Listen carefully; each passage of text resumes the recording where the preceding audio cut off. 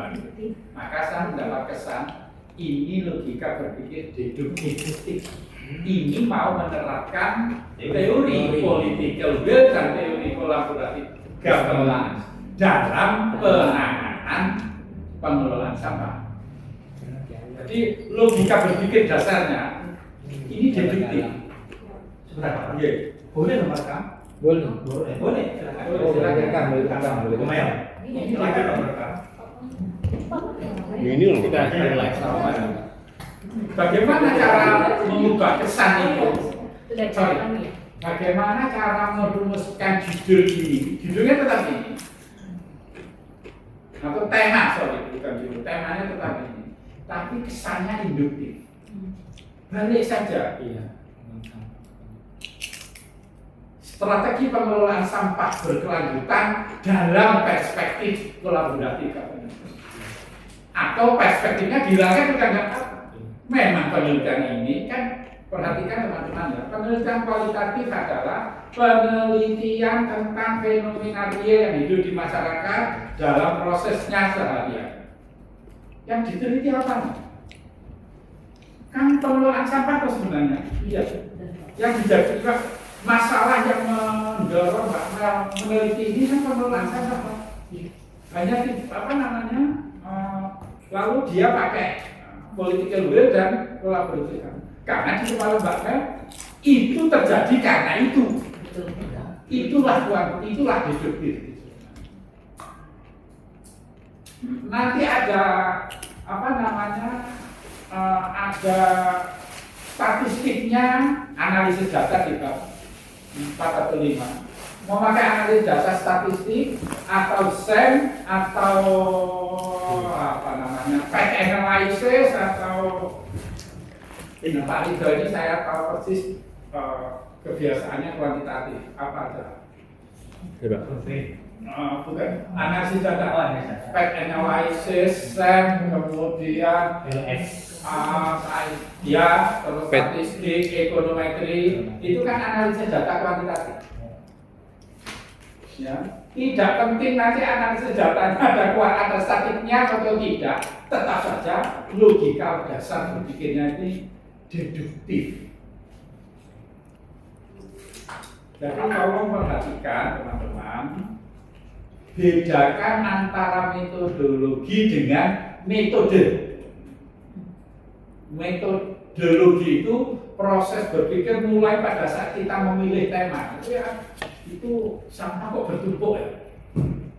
Antara Pak Rido dengan Mbak Mel, antara teman-teman dari antropologi dan sosiologi pasti akan berbeda dibandingkan dengan orang-orang dari administrasi bisnis, ekonomi atau administrasi publik. Orang administrasi bisnis itu sampah ini ya, kalau dikelola dengan benar bisa menjadi jutaan. Berapa kubik dan sebagainya. Orang butuh orang dari antropologi, budaya apa yang membuat mereka kayak gitu? Kan berbeda sekali loh. Nah, disebut perspektif. Perspektif tergantung pada ilmu apa, teori apa yang telah kita kuasai.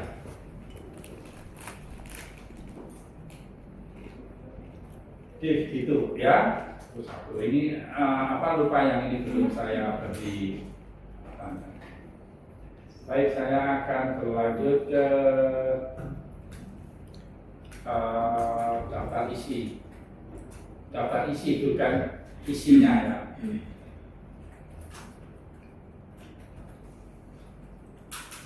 Wah, gitu.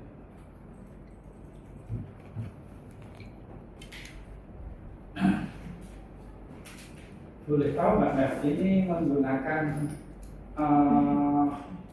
buku pedoman dari mana untuk membuat daftar isi seperti ini?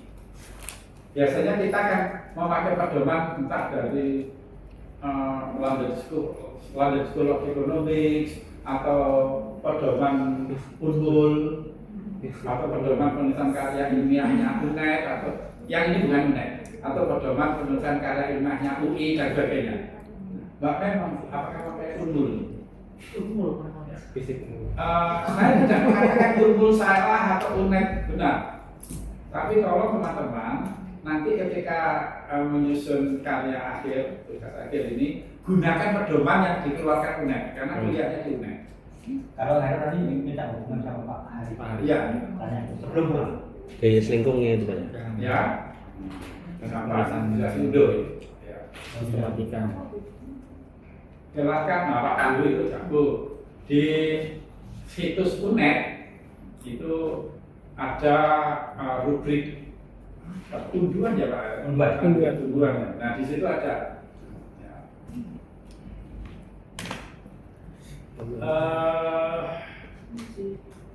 Mengapa saya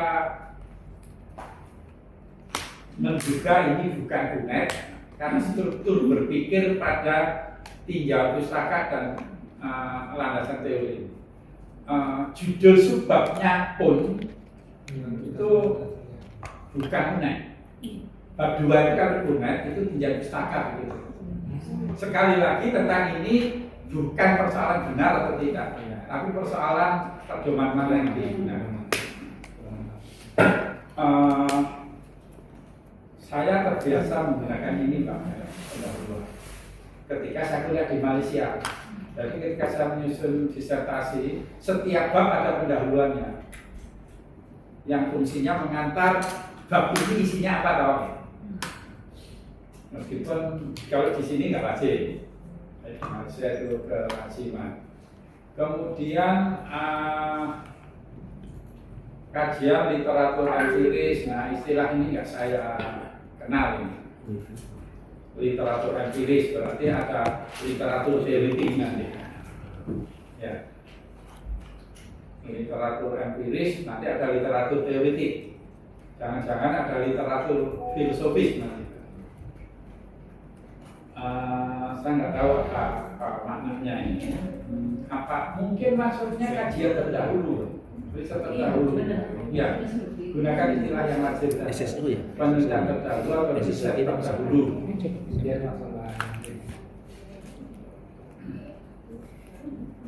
Kemudian yang nomor 222 itu akan lebih, karena saya yakin yang dimaksudkan adalah bahwa pengelolaan sampah itu kompleks. Itu lebih mengena kalimat itu subbab 222 itu kalau berubah menjadi kompleksitas pengelolaan sampah sebagai masalah publik. Kemudian kajian teoritis, paradigma administrasi publik ini bertumpuk-tumpuk ini Mbak Mel, governance dan policy network, kolaboratif governance, kolaboratif capacity, ini bertumpuk-tumpuk tiga nomor ini. Tidak jelas apa namanya. Kenapa kok harus dibuat banyak bab seperti itu? Kenapa enggak teori-teori governansi gitu? Oh iya, mumpung belum. Jadi teman-teman, ini perkara istilah governance. Dulu ketika istilah atau konsep ini baru muncul baru masuk Indonesia. Kata governance di kampus itu sudah lama. Tapi governance sebagai konsep administrasi publik itu baru sekitar tahun 90-an masuk ke Indonesia. Orang menerjemahkannya macam-macam. Ada kepemerintahanan, ada kepemerintahan, jadi kepemerintahan, kemudian pengelolaan, terus tata kelola, terus pemerintahan, macam-macam. Iya Pak, pada tahun 2023 teman-teman yang non administrasi publik mungkin nggak tergabung di apa, tapi kalau yang administrasi publik mestinya tergabung di apa. IAPA pada tahun 2023 mengeluarkan SK yang menyatukan seluruh istilah itu menjadi governansi. Aku itu. Ya, aku di IAPA ya. Iya, bisa Pak. Di IAPA. Ingat apa? Apakah teman-teman nggak boleh menggunakan istilah tata kelola? Boleh. Apakah nggak boleh menggunakan istilah kepemerintahan? Boleh. Tapi kalau tidak mau menggunakan istilah governansi, begitu menggunakan istilah katakanlah tata kelola, beri tanda kutip, beri catatan kaki, tata kelola di komunitas IAPA digunakan istilah governansi. Itu untuk memberitahu bahwa tata kelola itu artinya sama dengan governansi. Begitu membuat catatan kaki itu, mulai halaman itu sampai halaman terakhir gunakan tata kelola. Jangan diubah tata kelola governansi apa. Ya sudah tata kelola. Tapi saran saya gunakan istilah governansi. Karena IAPA menggunakan istilah governansi. SK tentang SK IAPA, SK DPP IAPA tentang nama-nama mata kuliah menggunakan istilah governansi. Tapi yang terpenting adalah pilih salah satu istilah yang teman-teman merasa cocok, beri definisi, lalu gunakan istilah itu secara konsisten sampai akhir naskah. Selesaikan. Nah, teori governansi ini kalau di materi kuliah umum saya jelaskan mulai dari dominan and monopolistic, kisah tentang kota terbelah, kemudian Iya,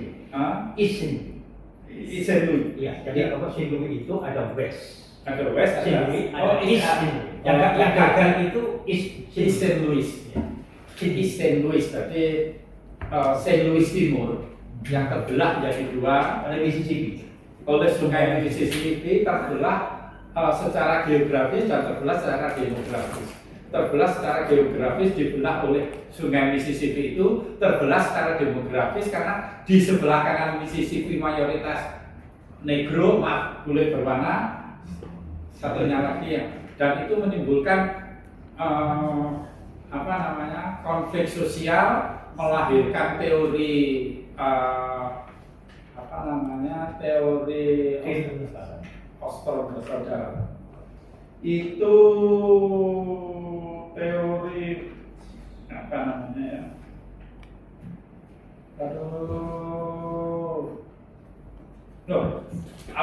co-management, co-creation, and co-production. Berikutnya melahirkan istilah governance dan sampai sekarang. Nah, mungkin bab ini cukup digunakan teori-teori governansi. Di dalamnya nanti tumbuh kembangnya teori governansi, melahirkan kolaboratif governance, adaptive governance, agile governance itu dijalankan di situ.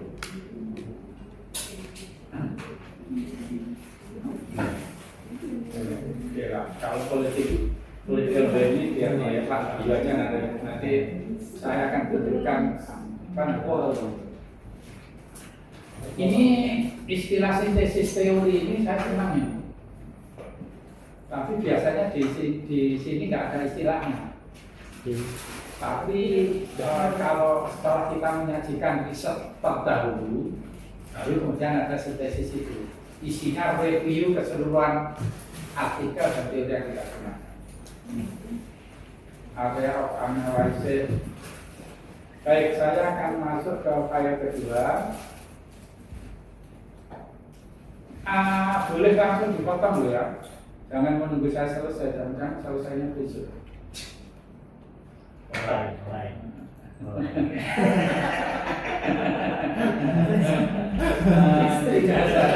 Sekarang rancangan. Sebentar, mana? Bab satu lain. Ini yang tadi saya singgung di kelas metodologi sudah saya terangkan juga. Pak Bayu mungkin nanti bisa entah garis bawahi dan menolak itu. Teman-teman, sangat saya anjurkan loh ya, tidak wajib. Sangat saya anjurkan teman-teman memulai naskah dengan kalimat dengan purpose statement. Purpose statement itu dirumuskan dalam kalimat yang deklaratif dan provokatif. Contoh kalimat deklaratif ini, Riset ini mengkaji pengalaman pengelolaan sampah di Kabupaten Kutai Kartanegara dari tahun sekian sampai tahun sekian menggunakan perspektif kolaboratif governance titik. Baru kemudian dijelaskan sampah adalah, pengelolaan sampah adalah, kemudian kolaboratif governance adalah, itu semuanya deklaratif. Baru ditutup dengan kalimat ini yang provokatif ini. Ini murni ajaran Pak Bayu. Meskipun bahasa saya, bahasa Pak Bayu nggak sekasar ini. Hasil riset ini menunjukkan bahwa pernyataan Weber mengenai pentingnya peran etika Protestan dalam keberhasilan negara-negara kaya terbukti tidak akurat dalam riset. Dengan mencantumkan ini, Mbak Mel menantang Weber, salah satu orang paling hebat dalam ilmu sosial, ditantang oleh Mbak Mel. Weber ini menunjukkan orang yang membacanya akan langsung terpikat. Maaf Prof, izin.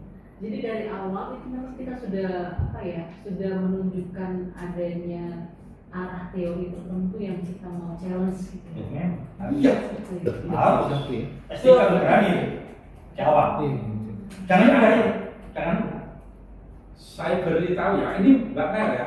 Ini kan mau meneliti tentang sampah toh. Iya benar. Tolong tunjukkan definisi sampah ada di mana. Langsung dijustifikasi apa?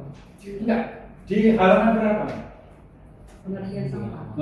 Enggak muncul di situ. Kamu jelaskan. Itu langsung dijustifikasi. Saya baru saja menguji di di Kupang kalau nggak salah tentang, saya lupa tentang apa. Lalu saya tanya, apa yang saudara maksud dengan institusi? Dia cari, ada di halaman 24. Itu penyiksaan luar biasa. Dan orang yang mempunyai uang yang menawarkan hibah kepada Anda langsung membuang naskah Anda, yakin ya? Yang tersisa siapa? Siapa yang terbaca? Pembaca. Oh, pembaca. Jadi Mbak Mel ya, kalau Pak Bayu, bayangkan bahwa promotornya adalah Pak Bayu. Pak Bayu mengajar di FISIP ini sekitar 15 mata kuliah. Oke, 15 mata kuliah. Itu yang di FISIP. Pak Bayu juga menguji S1, membimbing S1, menguji S1, membimbing S2, menguji S2, membimbing S3, menguji S3. Dan yang S3 itu bukan hanya di sini, tapi di Universitas Muhammadiyah Malang, di UB, di UGM, nggak tahu di mana lagi. Kira-kira berapa halaman yang harus beliau baca? Ya. Kalau Pak Bayu mau profesional, kan Pak Bayu adalah seorang profesional, berapa halaman yang dia harus baca? Mungkin sehari dia harus membaca 100 halaman. Membaca 100 halaman. Dan itu oleh Mbak Mel, karena naskahnya cara menyusunnya seperti yang Mbak Mel ini, itu baru di halaman 4. Jadi meneliti tentang sampah, tapi definisi tentang sampah saja nggak ada. Dicari apa yang dia maksud sampah. Kan sampah bisa sampah rumah tangga, bisa sampah masyarakat, bisa sampah macam-macam. Apa yang Mbak Mel maksudnya?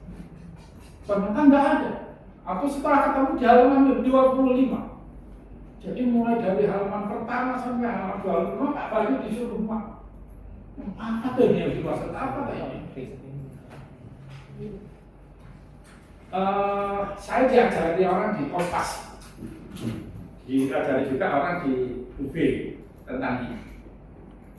Pak, kata orang di Kompas itu, kami menerima lebih dari 10.000 artikel satu hari. Bagaimana cara kami menyeleksinya?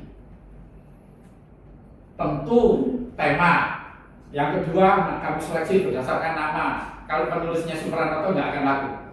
Kalau penulisnya Faisal Basri atau Gibran itu pasti dibaca. Karena pasti dibaca orang kalau Gibran yang menulis. Tapi kalau Supranoto yang menulis nggak akan dibaca orang. Setelah itu ini tentang apa ya? Ini ontologi itu baru diajar. Kalau kalimat yang menunjukkan ontologi itu di halaman yang terlalu ke belakang, dibuang. Bukan karena jelek ya, tapi karena nggak punya waktu. Teman-teman tahu nggak berapa proposal yang masuk ke LPM Unmul? Berapa proposal penelitian yang minta hibah internal atau hibah nasional? Ratusan, masing-masing katakanlah 25 halaman. Kalau 100 halaman berarti 2.500 halaman. Masya Allah. Kan bingung. Maka mudahkanlah dosen teman-teman. Mudahkanlah promotor dan co-promotor. Beritahu pembaca kita dari kalimat pertama. Penelitian ini mengkaji apa? Nanti ya coba cari buku terbitan SAGE, SIG, publisher. Kemudian cari buku-buku yang standar internasional, standar itu. Nanti teman-teman akan menemukan buku ini isinya apa. Kalimat pertama sudah memberitahu. Itu apa maksudnya? Baik, saya lanjutkan tentang ini. Perhatikan yang warna kuning dan warna hijau ini. Warna kuning sebenarnya isinya sama, tapi menunjukkan metodologi yang berbeda, menunjukkan paradigma penelitian yang berbeda. Yang kuning dulu saya kata, riset ini mengkaji pengalaman pengelolaan sampah. Yang hijau, riset ini mengkaji kolaboratif governance dalam pengelolaan sampah. Yang mana yang kecenderungannya pendekatannya kuantitatif atau deduktif, yang mana yang kualitatif? Yang di atas kualitatif. Yang di atas kualitatif. Apa penandannya? Yang diteliti bukan penerapan konsep, yang diteliti itu pengalaman fenomena real masyarakat.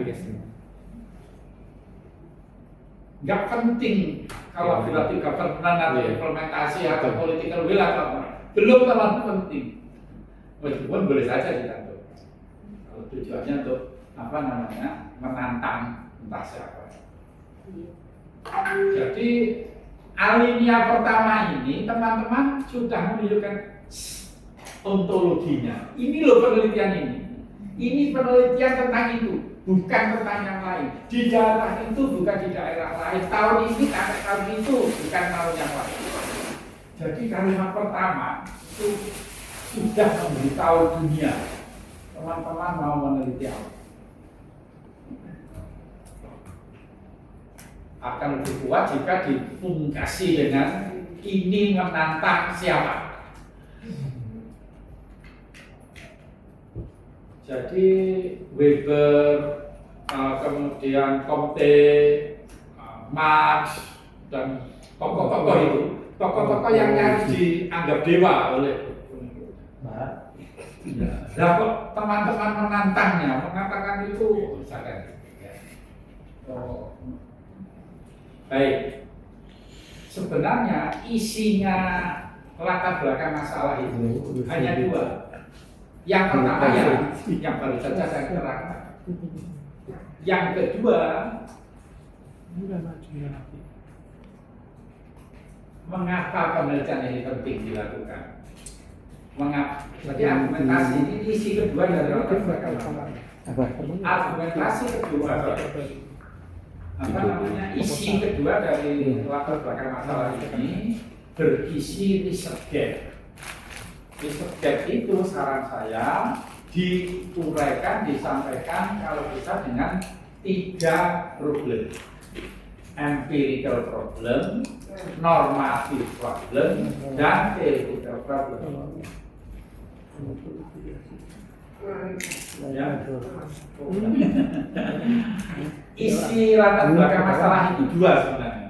Beda orang. yaitu purpose statement yang sudah saya terangkan ini tadi. Purpose statement ini sebaiknya disampaikan dengan kalimat deklaratif, diakhiri dengan kalimat provokatif. Provokatif itu tidak harus menyerang teori. Provokatif itu misalnya begini, hasil riset ini akan menunjukkan betapa tololnya MBG. Itu menyerang kebijakan kepala negara. Itu akan menarik banyak orang, menarik perhatian banyak orang. Jangan gunakan kata tolol tapi ya. Anu sih. Betapa lemahnya. Ya, terserah, silakan dipahami. Itu kan banyak orang kata-kata tolol tumu gitu. Dia Kurangnya. boleh.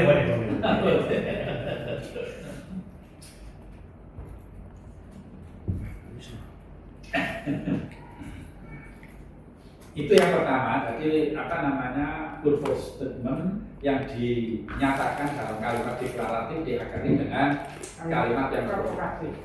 Isi kedua dari latar belakang masalah adalah research gap. Research gap ini sebaiknya karena ini S3 mengandung 3 research problem. Terdiri atas empirical problem, normative problem, dan theoretical problem. Empirical problem misalkan begini, saya gunakan, nggak tahu di naskahnya Mbak Mel ada atau enggak. Pengelolaan sampah di Kabupaten Kutai Kartanegara memperoleh banyak penghargaan nasional maupun internasional.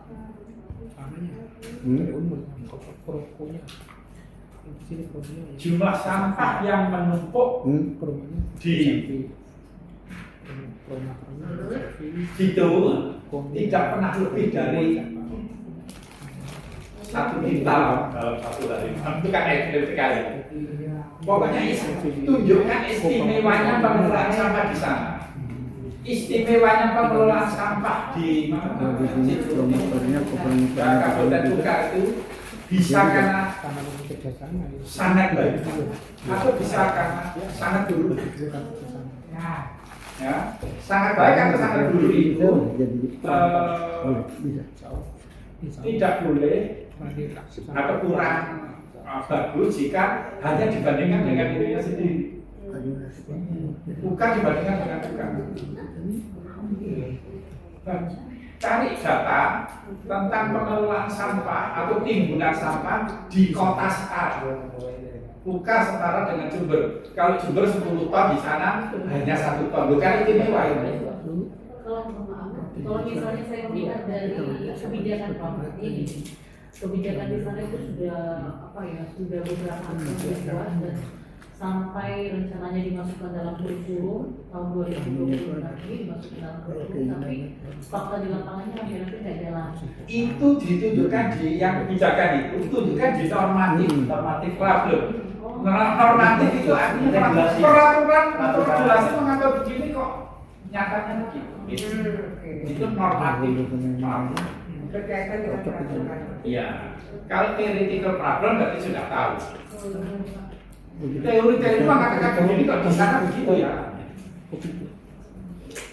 Tidak sesuai dengan teori. Tidak. Ya, Sejalan dengan teori. tidak sejalan. Menurut teori itu harusnya kan anggarannya lebih tinggi dibanding Jember. Harusnya kan lebih baik dibanding Jember misalnya. Pakai kata begini, Prof. Kita misalnya menemukan fenomena seperti itu. Apakah itu juga bisa dituangkan dalam Boleh. Jadi teman-teman begini, sesuatu yang istimewa karena jeleknya perlu kita teliti agar kita berkontribusi menyumbang mengapa kok jelek ya, agar tidak terulang di situ dan tidak terulang di dalam. Sesuatu sangat baik juga layak kita teliti, juga penting kita teliti untuk kita tahu apa ya kok bisa baik agar bisa ditiru daerah lain. Jadi yang tidak akan mengarahkan problem solving itu kan. Kalau Ya. saya teman-teman kita berpikir, ya dia bisa mengarahkan, tetap bisa mengarahkan problem Kan tidak solving. semua penelitian harus menghasilkan problem solving anu loh ya, problem solving kehidupan sosial loh ya. Tapi problem solving teori kan masih sangat potensial ya. Jadi mohon maaf, tadi di latar belakang harus membuat 3 Berapa lama? problem tadi empirical treatment. Iya. Jadi kalau misalnya tadi hanya satu seperti yang saya sampaikan tadi yang terakhir ya kan, belum lagi. Yang maksud gini, apa namanya, yang lain juga dulu ya. Kalau kami bisa bahas dari sini, ini kan kasusnya punya Bumeng. Iya, iya. Silahkan aja nanya yang lain. Coba yang lain juga nanya. Jadi bukan harus Bumeng yang nanya. Ya, makanya ini kan melihat topiknya. Ya, ya. Maksudnya runtutannya tetap sama kan? Iya, benar. Tetap sama.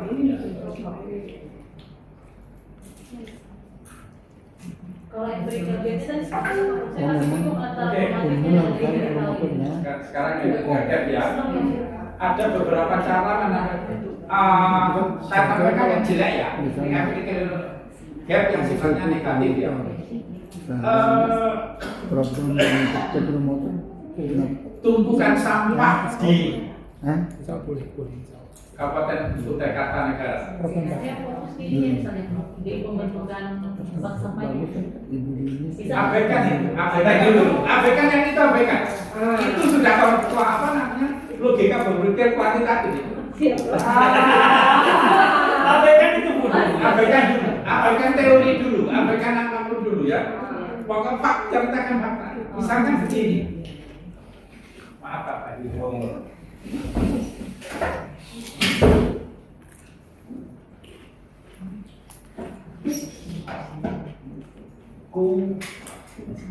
Kar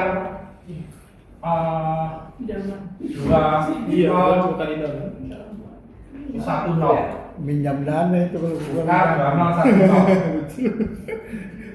sampah plastik, sampah organik, sampah besi misalkan saya nggak tahu apa logam ya. ibu melati Ini 1 ton. Ini 1,5 ton. Yang ini 500 kilogram. Tahun 2010.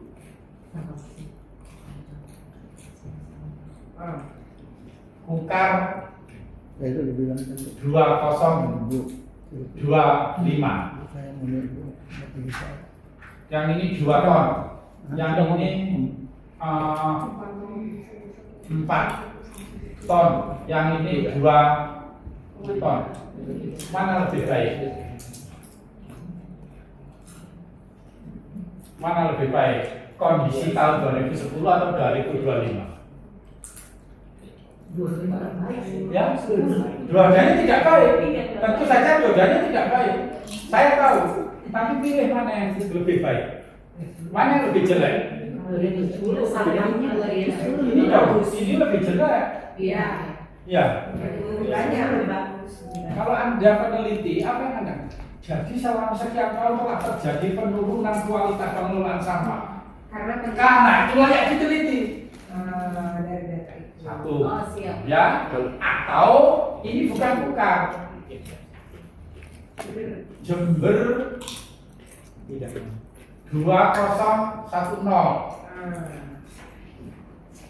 Yang setara, jangan Medan, jangan Samarinda, jangan Balikpapan. Sama-sama kabupaten gitu ya. Ya, Bojonegoro dan sebagainya ya. Ini kan langsung bisa dibandingkan. Dan data ini mudah dicari sebenarnya. Iya. Cuma kita agak malas. Aku nggak tahu bahwa ini penting. Ya. Setelah itu, misalkan yang ternyata Kukar ini yang terbaik kan, pilih Kukar untuk diteliti. Kenapa? Karena baiknya.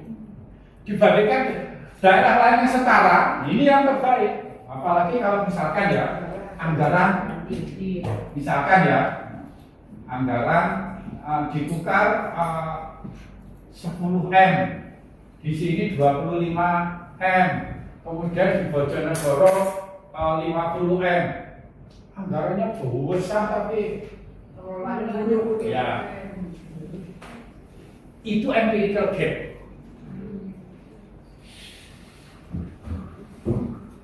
Jadi beritahu mengapa kok Kukar yang dipilih? Karena dia sangat baik. Apa buktinya sangat baik? Bagaimana kalau dibandingkan dengan daerah lain yang setara? Jangan bandingkan dengan New York. Dan ini kadang-kadang ditanya kita, kenapa Kukar? Kenapa harus itu? Iya, kan nggak bisa jawab karena saya di sana, maka boleh, nggak boleh. Nggak boleh. Kalau misalnya tadi yang negatif ya, kemarin ini pengalaman saya sharing Pak, misalnya langsung nembak misalnya governor failure di tata kelola misalnya governor failure di lahan food estate misalnya Pak, langsung ditembak di seperti itu bisa nggak Pak? Maksudnya di Judulnya boleh, governor failure, judul boleh. kegagalan tata kelola food estate di Kalimantan Tengah misalnya. Di sini tapi ada pengalaman seorang kepala dinas Pak Tamrin itu menggunakan judul benturan kelembagaan dalam penanganan TKI.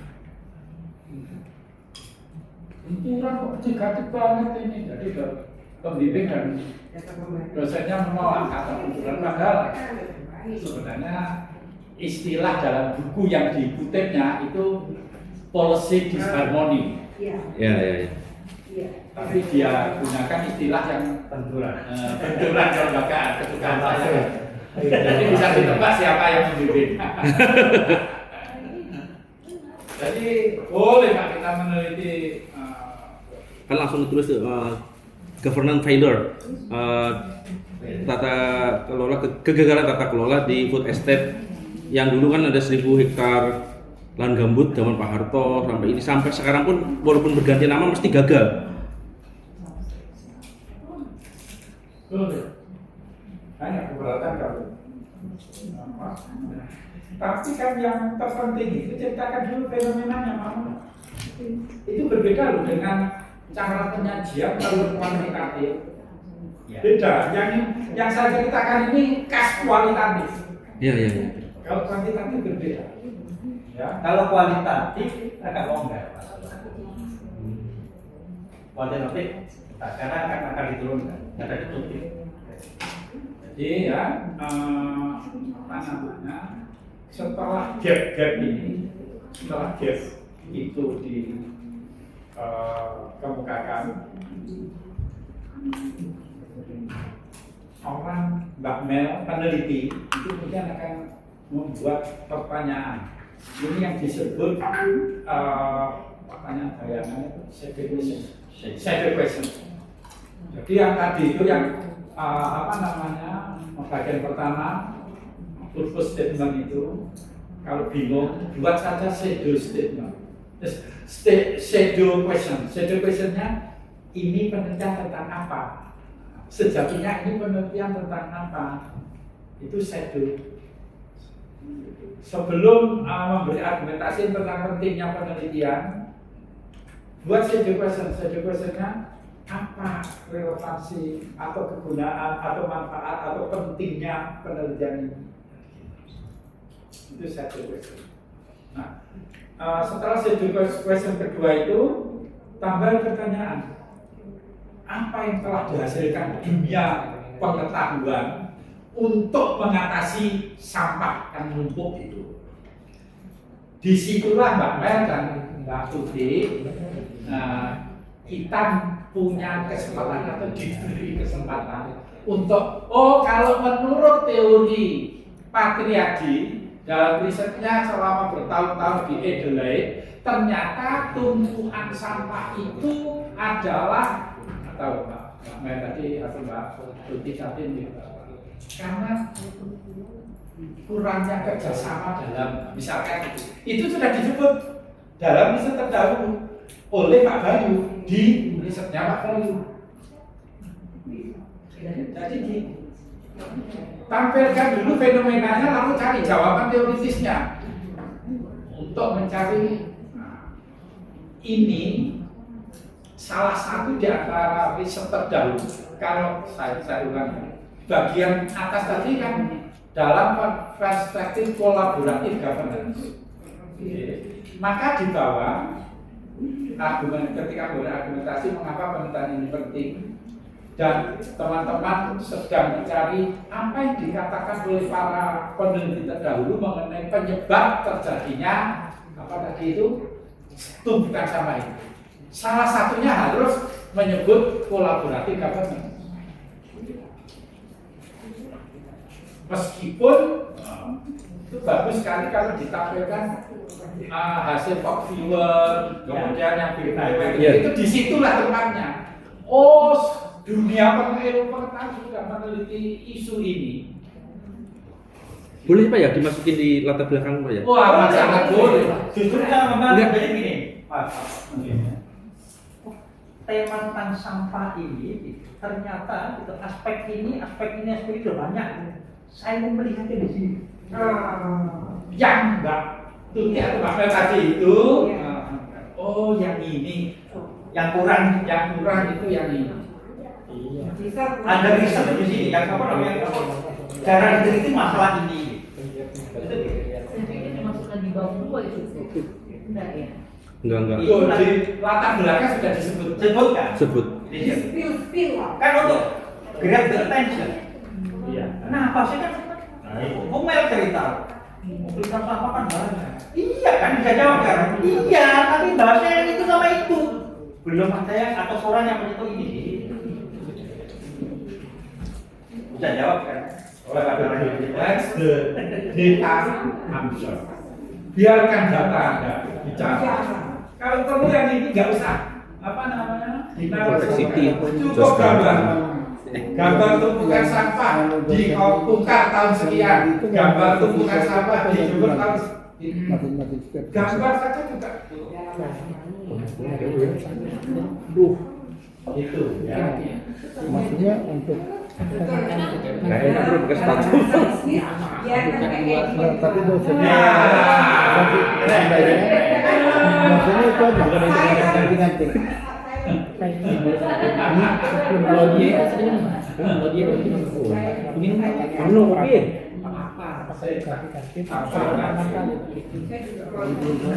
Mas, Mbak Tuti, sabar Mbak Tuti. Berarti kalau 6 tahun kayaknya Kan dia tahu alurnya. mungkin juga Mbak Tuti, kalau ini habis Mbak Tuti kira-kira akan berkuliah kepada siapa? Kepada Jangan berteriak pada siapa-siapa. Berteriak saja, waduh tehnya habis. Orang yang bersangkutan akan merasa.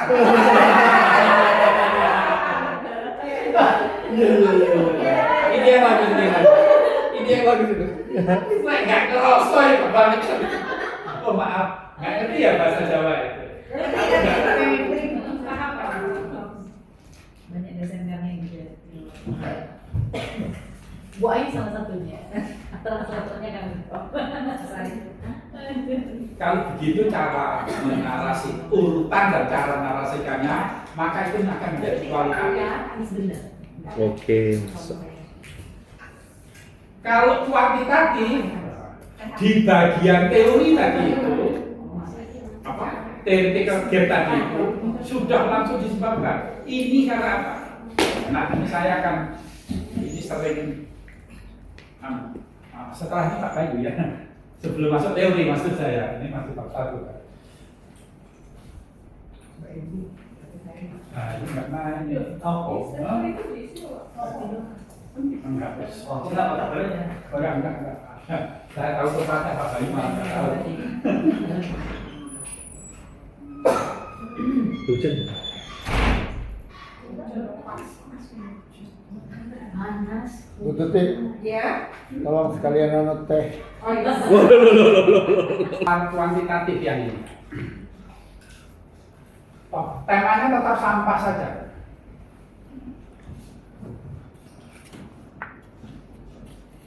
terserah loh ya, apakah tumpukan sampah yang Jadi mau pindah. tak terkelola atau sampah yang nggak menjadi uang atau yang positif, terserah apa namanya, pokoknya tentang sampah.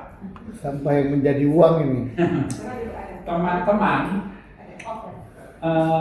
nah ini kalau Pak siapa namanya, Pak Rusyanto Ya. itu akan langsung melihat peraturannya macam apa sih, kok sampahnya begitu. Nah, dia akan menggunakan kekuasaannya untuk meneliti, mengkaitkan dengan kewenangan beliau untuk meneliti berbagai bentuk peraturan daerah tentang penanganan sampah. Nah, yang harus mencantumkan ini. Nah, jadi peraturan. Baik, ini tentang sampah. Kita bisa berpikir satu di antara dua atau dua-duanya. Yang satu di antara dua itu ini. Kalau sampahnya seperti ini, apa akibatnya?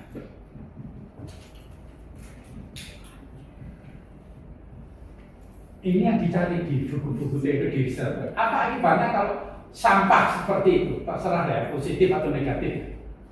Positif atau negatif di latar belakang dan disertai bukti yang tadi saya katakan. Speak by data ya. Ya, Speak by data ya. ini cari di buku-buku, di artikel yang Sudah saya ini pasti akan banyak. Tapi kemarin dicoret. Hah? Saya sudah sempat masukkan data itu jadi dampak sampah terhadap lingkungan. Tapi dalam mata kuliah lain, ini nggak penting, langsung bicara sampah di kelas. Tapi kan saya hapus lagi. Itu kuantitatif atau kualitatif? Kalau kecenderungannya kualitatif, ini enggak penting. Oh, siap. Ya, saya kualitatif.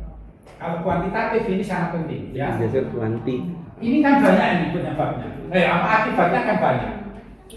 Kalau anak S1, saya suruh pilih satu saja, satu atau maksimal dua. Itu yang disebut bahwa anak S1 itu cuma perlu memahami dan menerapkan satu teori saja. Satu teori itu misalkan gini, sampah terhadap misalkan ini A, sampah terhadap A. Ini satu teori. Anak S1 cukup ini. S2 ditambahi dan diperdalam. Di perjalanan itu cakupan wilayahnya diperluas misalkan gitu, ya. Terus penyebab dampaknya. Oke. Kalau S3 ya kalau bisa 100 ya 100.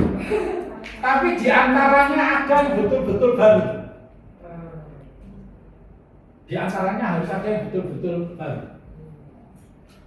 Baru itu tidak harus ini 1, 2, 3, 4, 5, 6, 7, 8. Baru itu tidak harus 9. Tolong perhatikan bahwa yang disebut baru itu tidak harus 9. Bisa saja 8 aksen. Itu sudah baru. Maksudnya 8 aksen. Atau misalkan ini 8 A, B, C, Bu Tutik membuat 8D misalkan. Atau bisa juga begini, aslinya teorinya 8A, B, C, Bu Tutik menemukan untuk ukar C nggak relevan. Baru kan? Dulu kan 8A, B, C, sekarang 8A, B, itu kan baru. Perhatikan teman-teman bahwa untuk bisa mengatakan bahwa AB ini baru, teman-teman harus menceritakan ini semua. Yang mungkin saja sekali lagi ini hanya dituntut dari S3. Mungkin saja yang nomor 1 di Amerika, yang nomor 2 di Australia, nomor 3 di Jepang, nomor ini di Nigeria, dan seterusnya. Artinya dari seluruh penjuru dunia.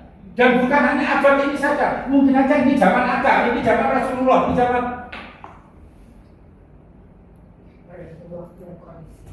Jadi Pak Pran kalau ngomong gitu nggak marah, ya? Gemes aja. ini bukan marah saya, yang suara saya begini. Saya semakin terpesona jadi. Abang. Dulu saya. Bisa aja. Jadi ini, ya. Masuk nih ajaran dari malu.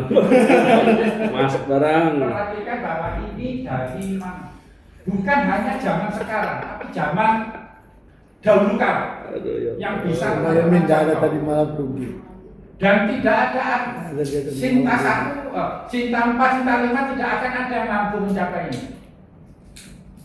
Mana ada artikel cinta 5 kita yang meneliti tentang Australia, tentang Nigeria kan enggak?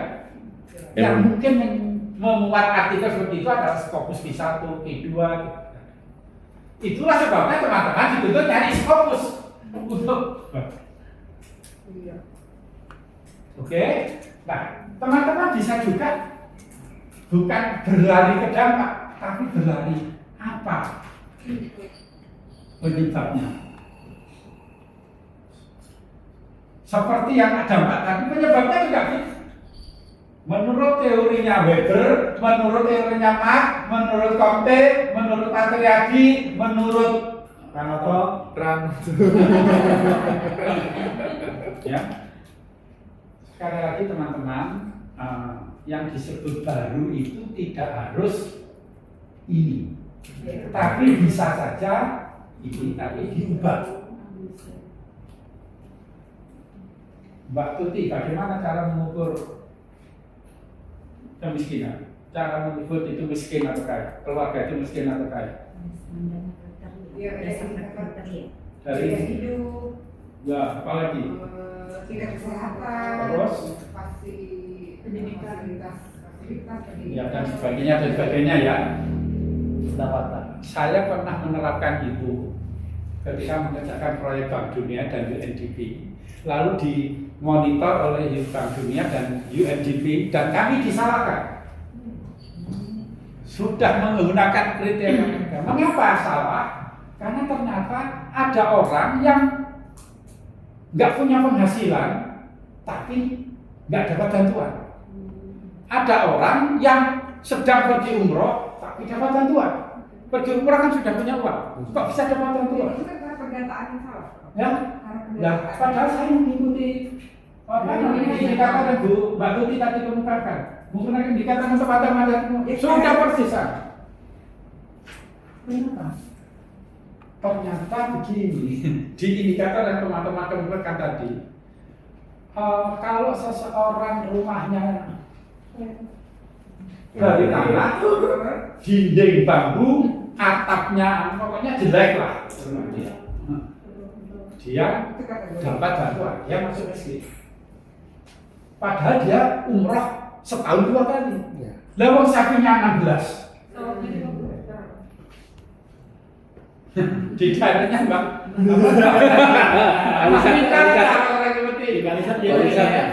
Baca itu pandangan langsung dilihat gitu Pak. Maksudnya langsung dilihat gitu kan? Ya, bisa jadi. Iya. Ada lagi ekstrem sebaliknya. Secara Sebaliknya teori begini, orang itu nggak dapat bantuan, padahal nggak punya penghasilan. Teman-teman tim saya panggil, kenapa orang itu sudah umroh lupa menurut kriterianya, ini kan rumahnya jelek loh Pak, dari bambu, atapnya bocor, nggak punya TV, dan nggak punya barang apa-apa, tapi sapinya memang banyak. Di desa-desa banyak yang seperti itu. Yang ekstrem sebaliknya, Pak, uangnya dalam bantal. rumahnya bagus Pak, Uangnya ditaruh di bantal. TV-nya besar tapi TV lama, cuma kursinya, sofanya itu sofa kan kaya, tapi sudah. Lu kenapa kok dia nggak dapat bantuan? Lah rumahnya kayak gitu kok. Loh, tapi kenapa kok nggak punya? Bilang dia itu apa namanya, saudara kandungnya 7 bersama dia. Yang dia bungsu. Bungsu itu dalam adat Jawa kebagian rumah tinggal orang tua. Nomor 1 sampai nomor 6 sudah dapat sawah, dapat toko dan sebagainya. Yang bungsu dapat rumah saja. Iya. Saya pernah nemu kasus begitu, Bro. Nah, saya disalahkan. Karena itu kami ubah cara merumuskan apa orang miskin. Sudah 1 RT kumpul. Menurut kalian miskin itu yang seperti apa? rumusan mereka sendiri. Setelah itu kalian cari tenaga kalian masuk kategori miskin, baru benar. Itu kan metode merumuskan. Jadi itu bukan konsepnya yang baru, tapi metodenya. Maksud saya menceritakan itu adalah baru itu bisa saja ini, bisa hanya aksen saja, bisa metodenya. Nah itu teman-teman, mestinya kalau Fox viewer dan apa namanya itu, ya video baik itu benar dan akurat, tepat, sudah bisa dideteksi sejak di latar belakang masalah. Itu maksudnya. Oke, sambut. Silakan kalau ada yang mau tanya, kalau ada pertanyaan.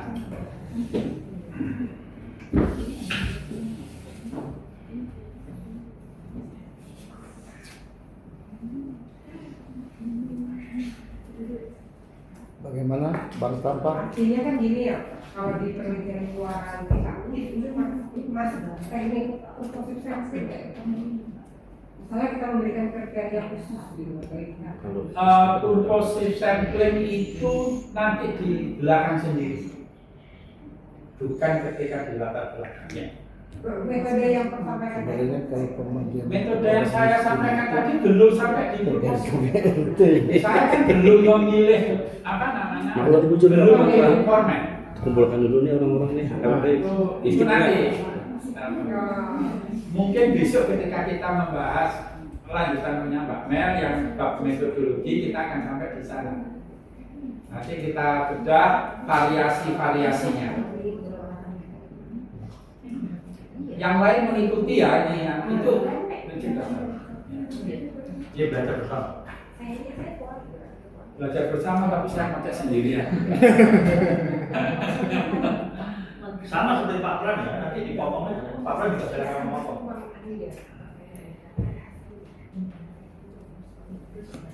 Tadi kan ketemu Pak Ari lagi.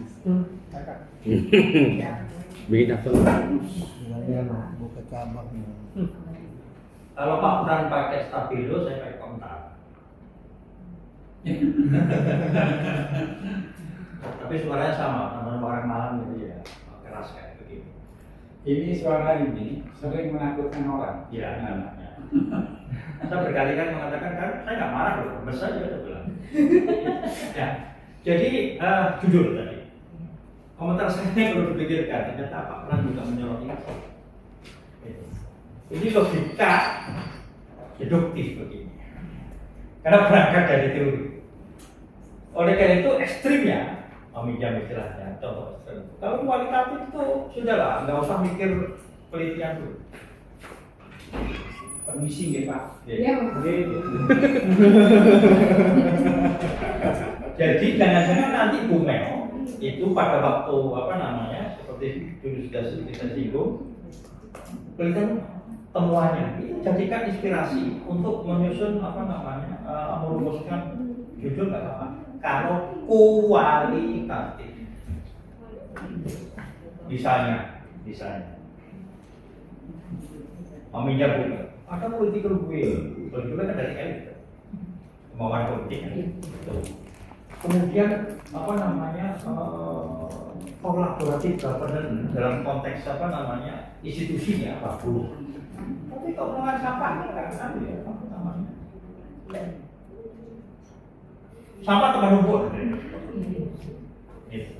Ternyata kemudian Bu Mel menemukan masyarakat itu nggak tahu dan merasa bukan bagian dari program itu. Iya kan? Jadi masalahnya bukan di situ, masalah di masyarakatnya. Saya tadi langsung bayangkan, oh kalau itu judulnya, saya pikirkan dalam bahasa Inggris dan seperti itu. Keengganan karena ketidaktahuan, kira-kira seperti itu kan? Baru tentang sampah. Kualitatif longgar masalah itu. Apa ya?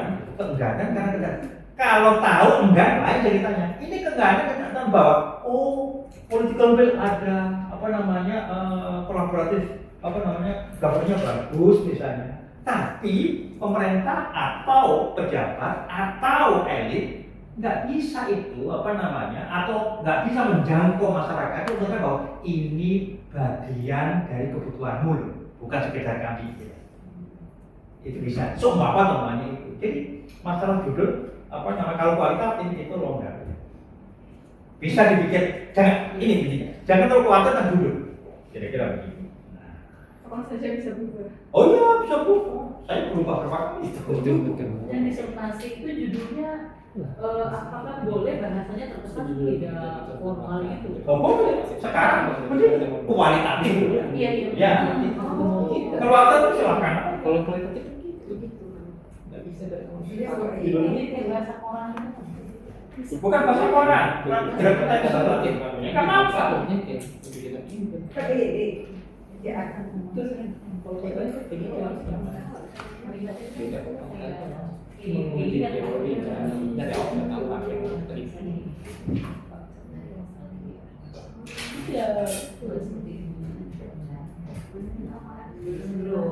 gitu. Jadi kalau saya coba mencatat, memberi catatan bukan mencatat, tetapi itu nanti bisa apa namanya bisa dipikirkan nanti.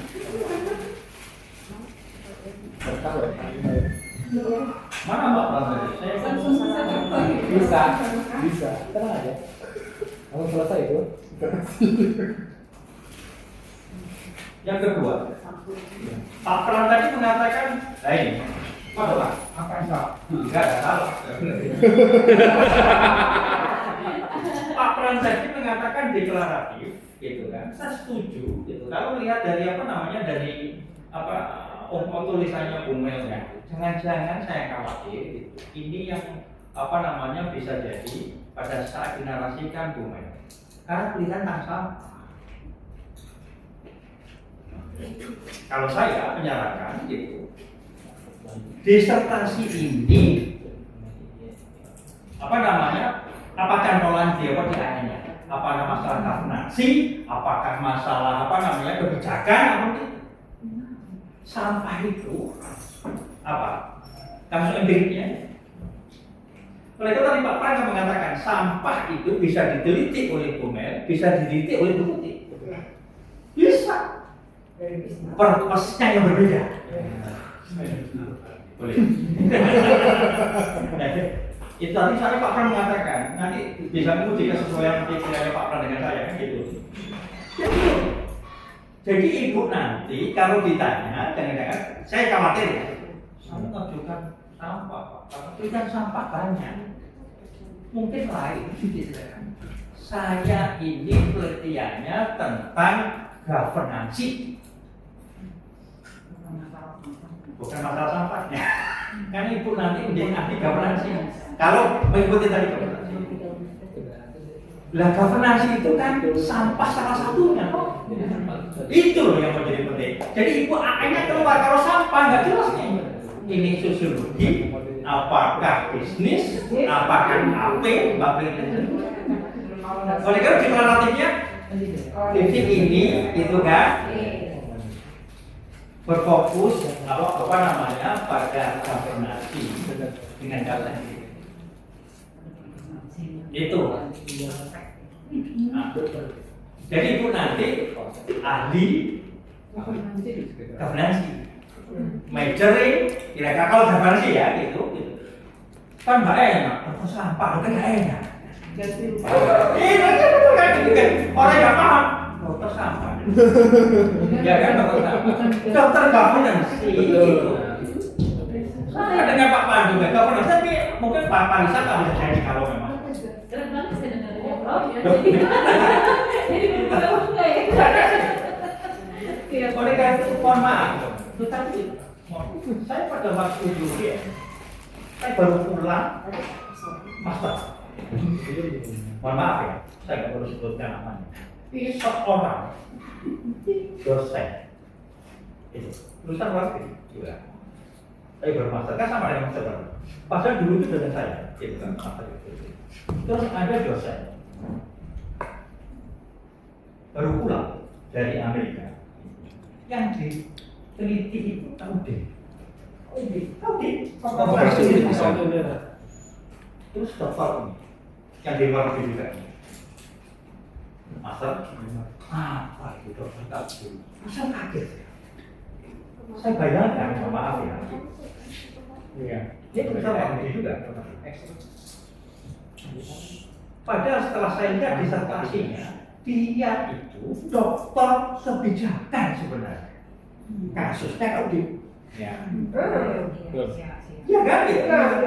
Keren mana dokter kebijakan sama dokter KUD? Kebijakan kan? Oleh karena itu Bumel jangan perlintasan tengah sampah saja. Paham ya? Paham. Itu.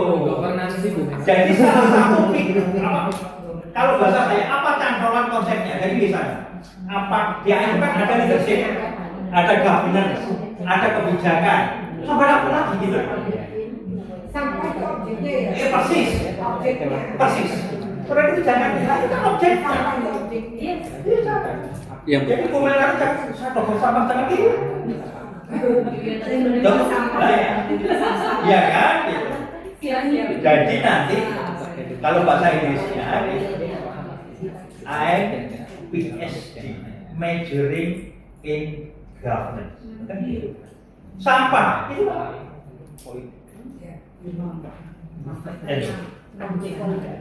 tapi ibu pada saat conference itu nanti bila ditanya, oh ibu kok bicara sampah, belum pelit disertai saya itu kasusnya kan sampah. Tapi di bidang Iya, itu jadi apa sih kompeten untuk bicara itu. gambaran teori ini sudah mulai terbuka. Pokoknya kalau Bumel sudah senyum lega. Ya. Karena dulu pada waktu makan malam itu, Iya. yang paling buruk tadi gitu lah. Ya gitu ya. Iya, pokoknya kita akhirnya sampai di sini, Bro. Oke. Ini sampah. Paham ya? Yang lain.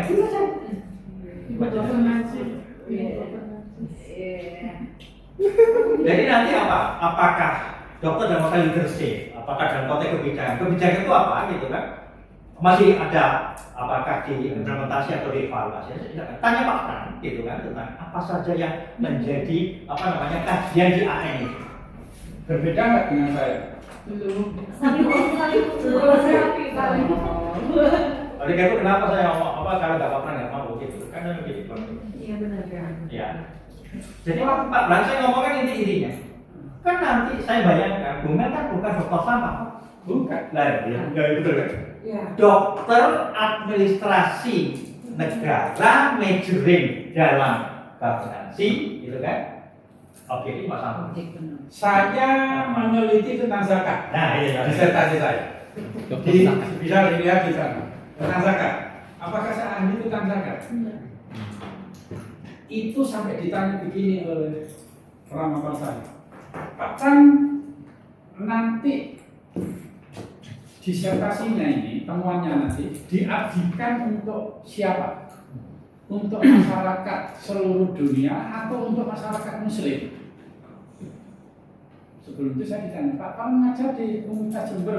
Universitas Jember itu universitas Islam atau universitas agama atau universitas apa? UIN atau publik kali ini. Iya. Negeri.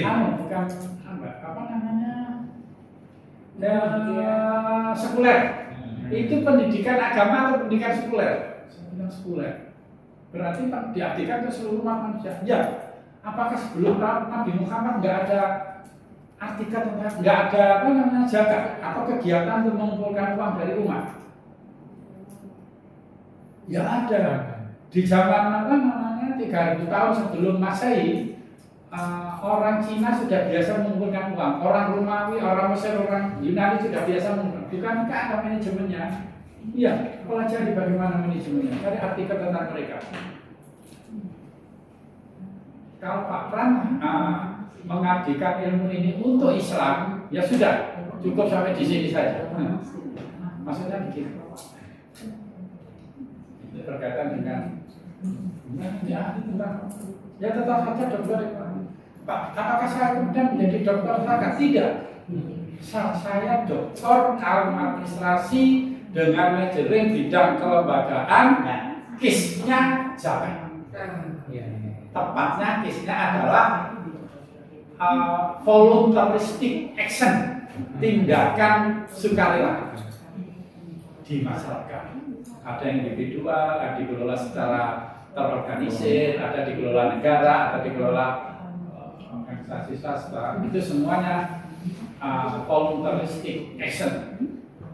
Kasus tentang bagaimana riset tentang bagaimana voluntaristic action itu dikelola, itu yang saya pelajari. Nah, jadi kalau saya tidak menggarisbawahi, berarti saling melengkapi dengan Pak Pram. Itulah sebabnya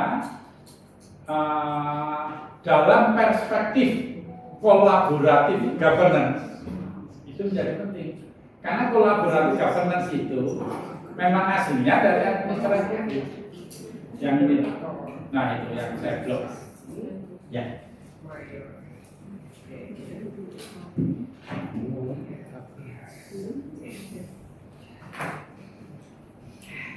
Sama, apa beda? Yang itu nggak ada punya sampean. Ini punya saya. Oh, beda.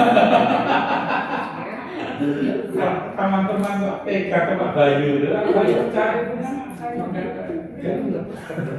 Itu mengkaji pengalaman pengelolaan sampah di dalam perspektif kolaboratif. Ini beda dengan kebutuhan kemarin. Atau punya beda?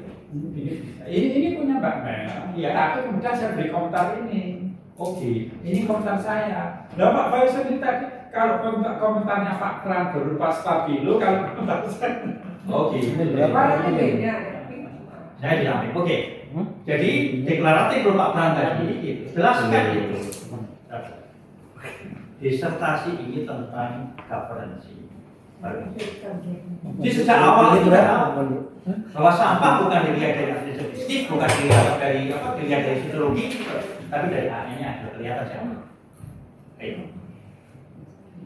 Kemudian apa ini masalah apa namanya ide tentang cara tulis itu. Anda mau cerita apa? Tapi yang penting tadi Pak Pram tadi bagus kalau sejak awal itu saya sarankan itu teori mana yang mau di-challenge. Itu bukan kesombongan. Tapi itu adalah nyali akademik. Oke. Kalau kesombongan itu baru taruhlah memang itu satu sombong itu. Sombong sebagai metode. Tidak apa-apa. Perkara nanti temuannya itu Weber aksen istilahnya Pak. Tidak apa-apa. Tapi sejak awal itu sudah itu loh yang jadi samsak tingginya itu. Tidak apa-apa. Karena ada implikasinya. Pada saat Bumel misalnya gitu kan mengatakan, oh ini mengatakan apa namanya disertasi ini akan melihat atau mengkritik Weber.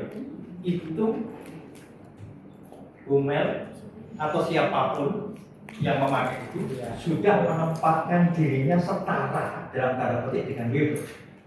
Siapalah saya ini, Pak. Betul? Itu. Oh, apalagi kalau misalnya disertasi itu adalah tentang sistem teori, harus begitu.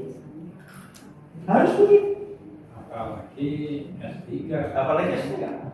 Saya punya loh, masih ada skripsi anak 1 menantang teori pemenang hadiah Nobel ekonomi. Keynes, teman-teman yang dari ekonomi pasti tahu Keynes. Dia menulis teori tentang cara menghitung pertumbuhan PDB. ya, bahwa pertumbuhan itu adalah hanya tahu istilahnya apa, gabungan dari konsumsi rumah tangga, investasi, belanja pemerintah, dan plus minus ekspor impor. Bimbingan saya membuktikan teori itu terbukti tidak berlaku di mata. Anak S1 menang, masih ada skripsinya.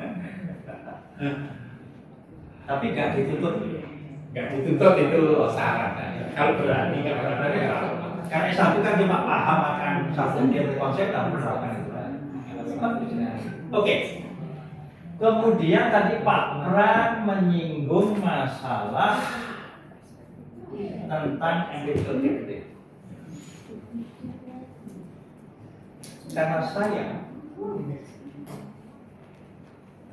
majoring in komparatif, salah satu keuntungan komparatif itu membantu bertanya. Cuma syaratnya, bener Pak Pran tadi, harus sekufu. Utara negara kalau itu kabupaten, gitu kan, itu ya kan kabupaten. Tapi kalau mau dengan Jawa seperti Bojonegoro itu dianggap terlalu tinggi, gitu. Mohon maaf bukan apa-apa. Karena begini, pada saat saya di Lombok, ya nggak bisa Pak, ada cerita. Lombok kok dibandingkan dengan Jawa, katanya. Kami kan masih SD, Jawa kan sudah SMP, kira-kira begitu. Maka Bumel bisa kabupaten di sana, gitu kan? Di luar Jawa maksudnya. Tapi ada perbedaan, kan? Ya. Jadi kemudian kenapa dari hasil komparasi dengan beberapa kabupaten di luar Jawa itu, apakah Kutai Kartanegara terbaik atau Kutai Negara terjelek dalam formal sampah, itu menjadi alasan akademik. Yang berputar itu alasan akademik. Gitu. Sehingga kalau dikejar, Bumel memang di sana, itu kebetulan. Gitu loh. Kebetulan saya di sana Pak. Tapi saya punya argumentasi akademik. Perkara saya di sana itu akan membantu tentang bagaimana gitu kan akses terhadap data misalnya. Tapi jangan dulu kan yang akses cuma data lebih mudah ini jangan dulu. Jangan gitu. Itu yang dulu gitu loh. Karena kemudian apa nih?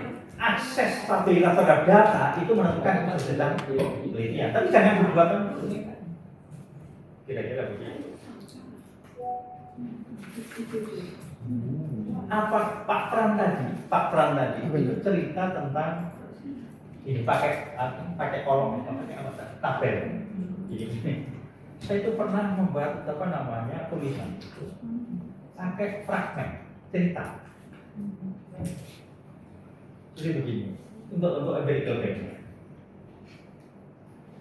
Golkar di Jawa. Golkar di Jawa itu dikuyok-kuyok pada waktu. Dikuyok-kuyok apa? Dianiaya. Itu. Di Jawa. Kalau di luar Jawa, bahkan saya tidak jujur pada waktu pada waktu kampanye gitu kan. Akbar Tanjung di sini itu dihadang loh ini. Jadi pada saat mau kampanye Golkar, Akbar Tanjung itu datang sampai sekolah SD itu diliburkan sampai SMP karena khawatir ada ada kerusuhan. Dan betul ada demo besar-besaran sampai Akbar Tanjung diselamatkan polisi naik truk gitu kan, biasanya pakai naik truk kayak gitu. Saya ceritanya secara detail. Tapi kemudian di tengah dianiaya kayak gitu, kok Golkar itu masih 3 besar ya suaranya? Budaya Saya nggak pakai kan gitu. Ini ada cerita Dulu ya. Iya ya, kan itu dianiaya kayak begitu, kok masih jadi partai besar ya? Kan tidak menarik seperti diteliti. Jadi maksudnya tabel itu membantu, tapi bukan satu-satunya cara. Kalau orang Bapak Ibu lebih suka cerita, jelaskan lagi kita nggak apa. Yang penting pokok bisa menjadikan dari itu.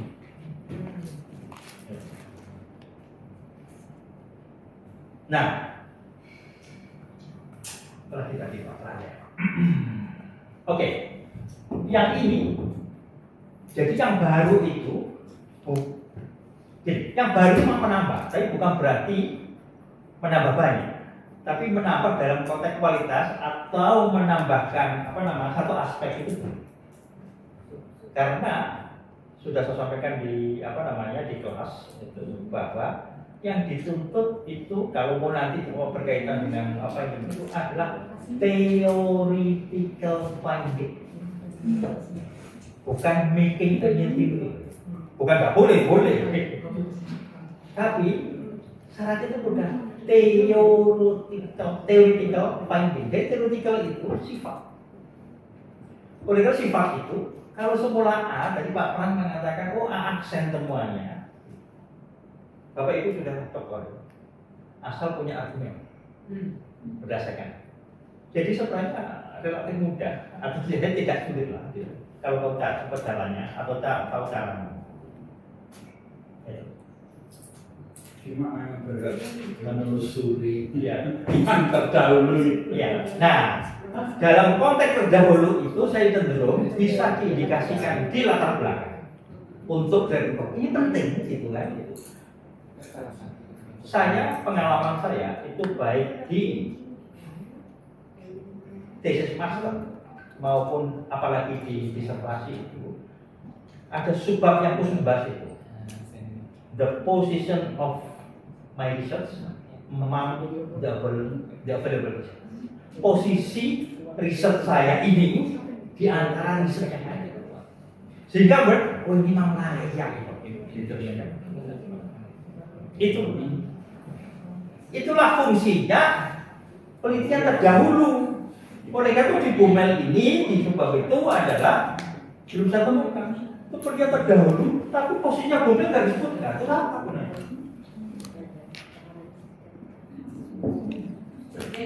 Teori itu di bab 2. Oke ya, itu perlu dieksplisitkan.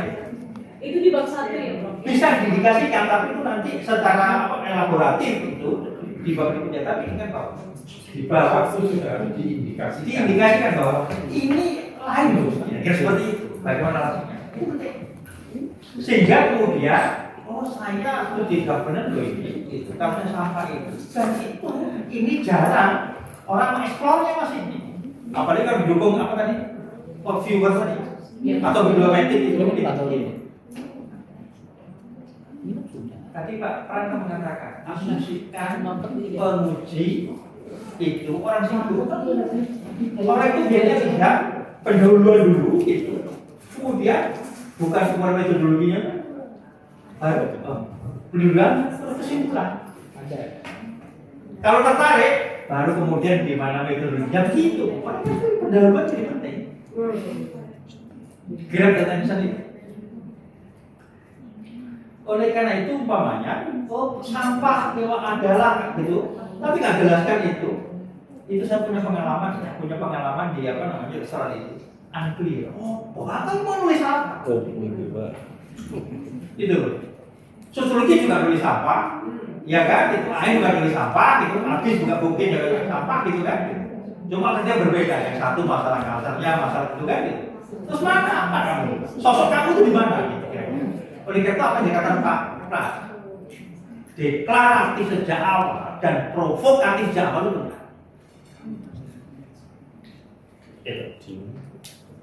Itu mikir itu jangan ditunda. Sekarang, kalau sudah ketemu meskipun belum sempurna tulis itu, supaya nggak lupa. Kalau mau cepat, kira-kira itu. Apa ya? Nah, tentang Rumusan masalah, merumuskannya, rumusan masalahnya. Saya belum sampai ke situ. ya nanti. Rumusan. Jadi Pak Pran tadi pentingnya debriefing. Banyak orang cuma cerita, tapi nggak bisa mengontraskan. Jadi debriefing itu harus ada kontrasnya, karena debriefing itu menghasilkan rumusan masalah. Jadi rumusan masalah itu bukan apa tiba-tiba harus ada debriefing. Kejelasan debriefing itu kan didukung oleh empirical gap, theoretical gap, yang satu apa tadi? Normative gap, baru muncul permasalahan. Jadi apa namanya permasalahan bukan simsalah. Oleh karena itu salah satu ini gapnya apa? Kok muncul permasalahan kayak gini? Disitulah sebenarnya kalau saya dalam konteks memahamkan itu, kita baru tertib ini tadi, tertib logika. Baru nanti tertib teori. Baru kemudian tertib metodologi. Nah, kalau sekarang saya ingat, terima kasih Pak tadi. Ibu tadi mengatakan, Bu Mel mengatakan bahwa oh ini pengalaman ya, pengalaman pengelolaan sampah. Ini statement itu mencerminkan ontologi. Ontologi. Apa yang diteliti? Pengalaman tentang sampah itu mempunyai implikasi metodologinya. Nah, kemudian cari pikir apa kalau itu ontologinya seperti itu metodologinya seperti apa? Inilah kenapa tadi di ruangan sana tadi Pak Pram mengatakan kita PhD, filosofi, itulah filsafat, masuk filsafat ilmu, ontologi dan sebagainya. Kalau ontologinya itu pengalaman, maka pendekatannya fenomenologi. Loh, ya tetap AN, ya kan? Tetap AN. Ontologinya pengelolaan sampah, pengalaman pengelolaan sampah, gitu kan? Konsepnya governance, gitu. Maka implikasi metodologisnya adalah pengalaman, fenomenologis jadinya. Itu. Jadi logika itu sejak awal itu memang diperlukan. Oleh karena itu mereka logika itu adalah lem yang merekatkan gitu, mulai dari gap risetnya, permasalahannya, teorinya, metodologinya. Itulah yang harganya mahal Bapak Ibu nanti sebagai dokter.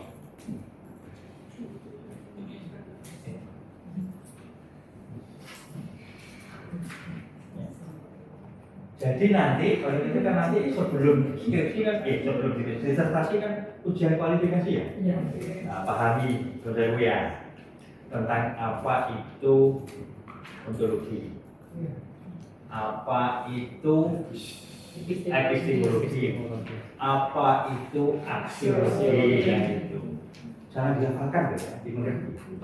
Itu filsafat ilmu. Ya, itu filsafat ilmunya. Metodologi. Metodologinya Belum. itu pendekatan kuantitatif itu atau deduktif itu yang mana sih? Pendekatan kualitatif atau logika berpikir induktif itu yang bagaimana sih? Itu cara berpikir, cara bersikap itu ditentukan oleh itu. Logis kan? Ini pakai logika. Jadi kalau itu pengalaman, maka pendekatannya yang tepat fenomenologi bisa salah satu. Banyak, bukan saya mengatakan setidaknya 3 jarang minimal mahasiswa dan pun saya kadang-kadang di level pengajar juga hari ini bukan nggak paham, kurang ngerti juga. Atau mungkin seperti ini. Bukankah ini saya apa namanya? Boleh ya saya Boleh. sekarang ini ya. Boleh. Saya sudah selesai. Kebetulan jadi teman-teman kalau Mbak Mel jangan merasa apa namanya kok sia-sia ya. Saya pengalaman saya kalau membimbing khusus untuk latar belakang saja bisa 10 kali bolak-balik. Hanya 10, hanya untuk latar belakang masalah. Tapi biasanya kalau saya sudah setuju rumusan tujuan, apalagi manfaat, kesananya itu tepat sekarang. Jadi ini betapa kita sering mengabaikan bahasa Indonesia. Saya tunjukkan ini, mohon maaf. Ini perhatikan kalimatnya apa? Berdasarkan kompleksitas implementasi kebijakan bank sampah dan relevansi konsep political will serta tata kelola kolaboratif dalam penyelenggaraan pengelolaan sampah daerah, maka rumusan masalah konten ini ditetapkan sebagai berikut titik 2. Kalimat ini selesai atau belum? Ulang ya. Kalimat yang diawali dengan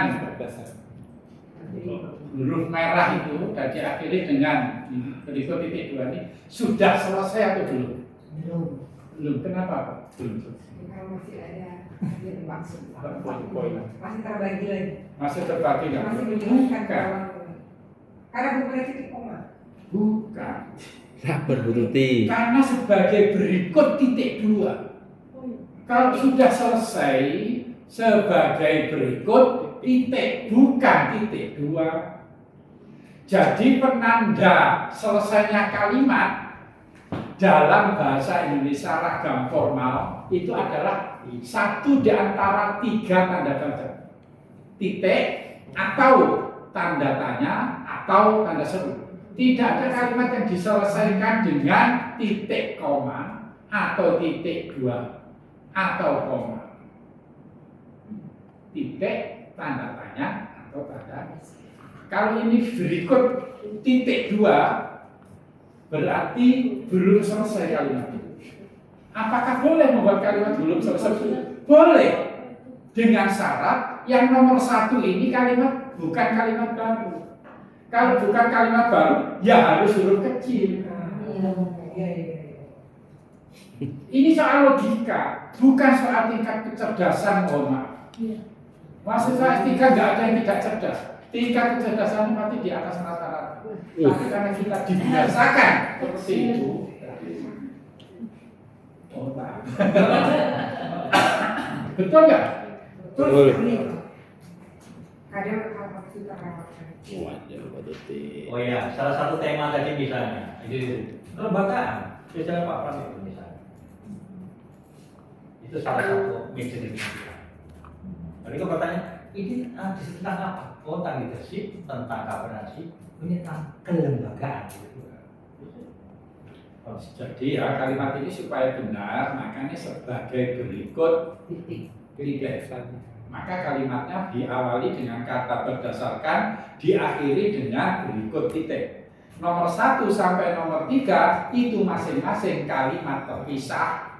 Kalau sebagai berikut titik 2, maka nomor 1 sampai dengan nomor 1 sampai nomor 3 itu harus diperlakukan sebagai anak kalimat. Kalau anak kalimat maka diawali dengan huruf Kutai Kartanegara titik koma. Bagaimana titik burung kecil. Kutai Kartanegara titik koma. Dan model kecil tanda tanya. Jadi kalimat ini, kalau ini berikut ya, berikut titik 2 diawali dengan kata berdasarkan, diakhiri dengan Kutai Kartanegara yang nomor 3 itu tanda tanya. Yang ini juga begitu, sebagai berikut titik 2. Kan nggak selesai kalimat. Banyak sekali kita. Harusnya ini titik saja. Sehingga masing-masing adalah kalimat atau KBBI itu PBB itu sendiri bro. hanya soal titik. Boleh sih. Jadi pilihannya ada 2 tadi Prof ya, dikasih tanda titik atau tetap titik 2, yang lain menyesuaikan. Ya, ini tujuan penelitian ini meliputi titik 2. Kan nggak selesai kalimat itu. Maka yang masing-masing ini diganti aja yang kecil, sehingga menjadi anak kalimat. Yang nomor 1 dan seterusnya. Karena dia masih kata sambung. Ya, ini titik Mas Arif. Mas Arif. Begitu ya, teman-teman. Baik. Pak izin Pak, maaf. Pak nanti Pak. Misalnya, Lihat dulu Pak. maaf Pak, naik stick. Maaf, naik stick. Nah, ini Misalnya kan biasanya juga kita gini sebagai berikut koma yaitu titik 2 itu juga Ayah. misalkan sebagai berikut ini koma koma terus. yaitu titik 2 kan Wah, biasanya itu berlebihan itu. Sama dengan kalimat ini. Itu terlalu dibuat. Banyak amat. Sama seperti kalimat. Menurut Pandu mengatakan Kalimat itu benar atau salah? Salah. Salah. Tidak benar. Menurut Pandu, Kurang koma, efektif sih Pak. Tidak benar. menurut Pandu mengatakan, kita kan sering bikin kalimat itu, atau sering baca dari mahasiswa kita kalimat. Menurut Pandu tahun 2026 mengatakan Pernah Bapak ini. Pandu menyatakan bahwa Bro, nanti ini bisa di-share ya, Bro. oh iya ya, Pandu mengatakan bahwa itu sebenarnya ya Oleh karena teman-teman tidak beruntung dalam hal ini. Pak Bayu dan saya sangat beruntung karena SD itu sudah dibiasakan. Saya nggak tahu, kelihatan teman-teman generasi teman-teman ini nggak ada kebiasaan. PUBB-nya kami tidak sempurna, tapi punya kita mendapatkan dulu cara menulis yang bagus. Saya nggak tahu kalau Pak kemarin diskusi dengan Pak Prandu, kok kita merasa berhutang budi ya sama sama guru bahasa Indonesia itu. Apalagi kita SMA-nya sama, jadi masih ingat itu guru bahasa Indonesia namanya siapa? Itu mancap gitu loh, di sini cara membantu. Oke, besok kita lanjutkan. Sekarang jam berapa? Kita sepakatnya jam berapa? Ini jam 3. ini 15-12. Ya, 15-12. Sampai setengah 4? Ya, Boleh. Oke. Tergantung Besok kita Mulai jam berapa? lanjutkan dengan rumusan masalah ya. Oke. Tapi saya perlu tambahkan untuk mengisi sampai setengah 4. Satu lagi. Kalau Bapak Ibu memilih untuk meyakinkan pembaca dalam menyusun empirical gap tadi, mengkontraskan dengan memakai tabel, narasikan. Karena fungsi tabel itu adalah mempermudah orang untuk grabbing, untuk menangkap ini. Tapi kalau nggak dinarasikan, ya percuma. Gitu. dan Iya. cara menarasikannya seperti Iya. yang Prof ajar. Iya, seperti itu. Ya, nulis itu sudah. Gitu. Iya, bukan poin-poinnya saja tapi Iya. kita secara utuh Ya, ya, Prof. saya ulangi ya, bahwa asumsikan pembaca termasuk penguji tidak tahu, orang yang tidak tahu. Dengan begitu maka dalam pemikiran Anda, dalam otak Bapak Ibu itu kan harus menulis detail, termasuk memberikan narasi setiap tabel, setiap diagram dan sebagainya. Jadi Karena kalau dia tidak dinarasikan, malah mempersulit. Ini maksudnya apa? Menarik pertanyaan. Tapi juga jangan menganggap pembaca naskah kita itu orang bodoh juga. Oh iya. Misalkan kalau menganggap orang bodoh itu tabelnya begini tentang penduduk kabupaten di Provinsi Kalimantan Timur. Kabupaten Kutai Kartanegara memiliki penduduk 2 juta. Padahal di sini sudah tertera 2 juta. Nggak usah dibaca begitu lagi. Jadi nggak usah dibaca angka per angka itu di bawahnya. Itu membaca tabel. Itu aku sudah tahu, sudah bisa baca kan? Ya. Tapi apa makna tabel itu? Misalkan penduduk tertinggi adalah Kabupaten Kutai Kartanegara. Misalkan begitu. Atau pertumbuhannya sekian, misalkan gitu. Kalau masing-masing dicoba-coba itu membaca. Itu yang saya katakan di apa itu kan? academic writing dulu. Kalau dikatakan kok cuma dasarnya itu copy paste. Yang diperlukan yang punya kekuatan akademis inteleknya menginterpretasikan. Jadi polanya begini baru itu naiknya drastis gitu kan. Baru disebutkan tadi coba sekian persen, ini sekian persen begitu. Tapi kekuatan interpretasi tadi loh yang menjadi penting. Interpretasi, apa itu bentuk diagram, tabel dan sebagainya. Oleh karena itu, saya pernah mengatakan temukan itu general pattern dari tabel, dari diagram, gitu kan, dari kurva, di situ.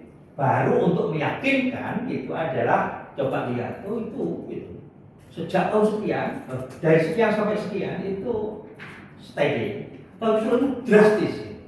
Ya, baru tunjukkan tahun sekian sampai sekian sekian persen, tapi setelah itu baru kita kan mereka kenapa? Kan mereka seperti. Nah, Bumel menyebutkan berapa data nggak ada sumbernya. Hati-hati. Apalagi angka kan, angka mungkin ngarang kok. Harus ada sumbernya.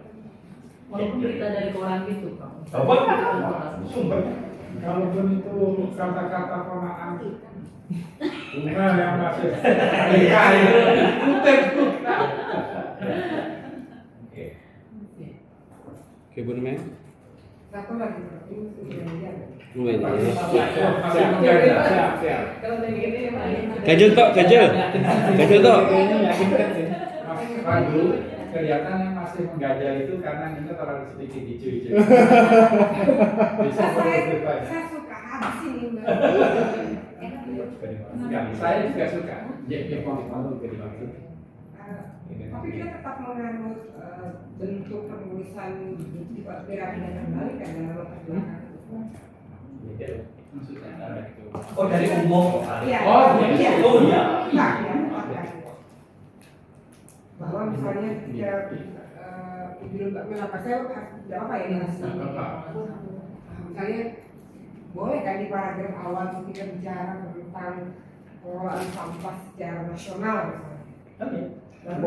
Nah, berkaitan dengan itu ada orang yang saya nggak setuju, tapi ada beberapa dosen yang menganggap begini. Kalau kuantitatif harus deduktif, Mas. Dan dia menerjemahkan deduktif itu data nasional dulu.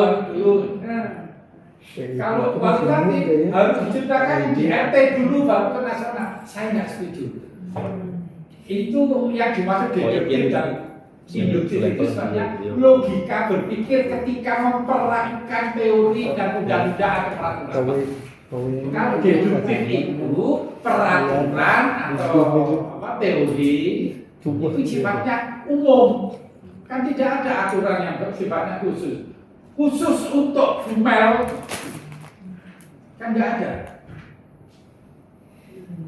Yang sih kalau disebut teori misalkan semakin tinggi tubuh seseorang semakin berat bobot tubuhnya, itu teori. Kan itu tidak berlaku tinggi tubuh Bumel karena itu berat berarti kan menjadi teori. Jadi teori itu pasti umum, ya.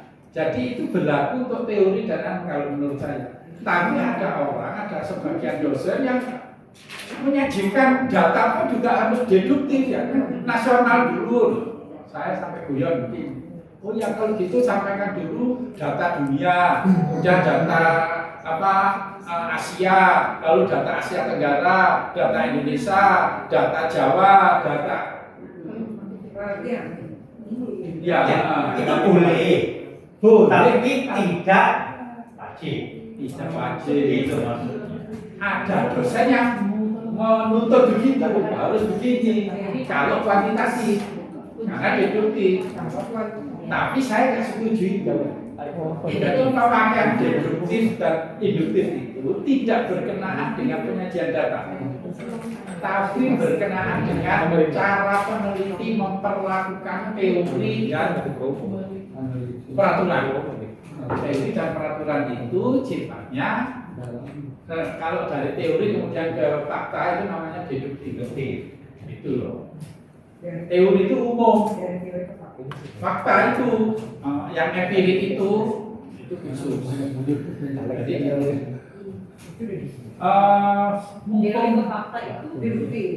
Teori ke fakta itu deduktif. Dari fakta ke teori itu induktif. Itulah sebabnya tadi judul Bapak saya kritisi, Pak Bayu juga setuju. Ini riset tentang politikal. Nah, dari teori dulu kan? Ya. Itu logika deduktif. Tapi kalau yang challenge teori tadi, Prof? Loh, kan di dalamnya beda sama judul. Itu tuh di awal bab 1 tadi kita juga challenge teori. Iya, mengindikasikan itu. Saya mumpung belum lupa, yang kita bahas sejauh ini tadi itu induktif semua.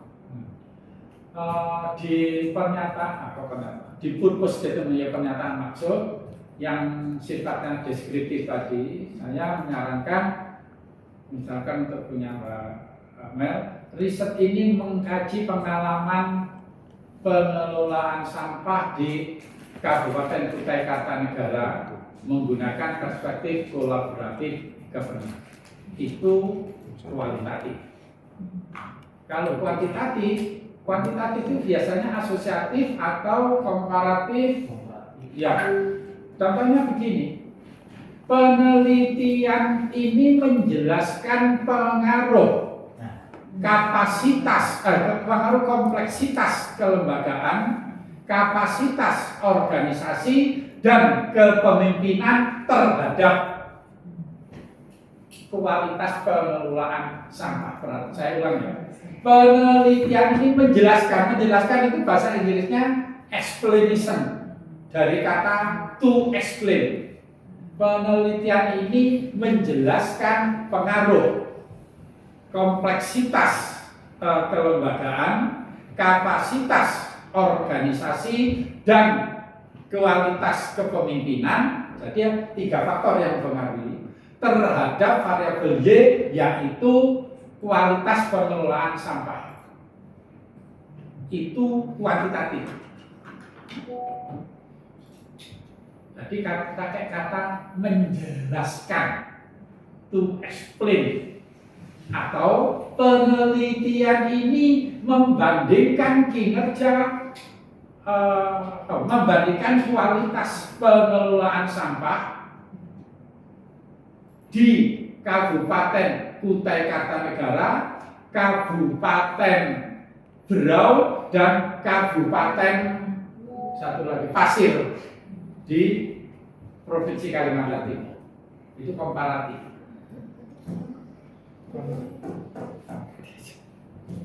Jadi pilihan-pilihan itu, makanya saya tekankan ketika kuliah dulu itu tentang jenis-jenis penelitian.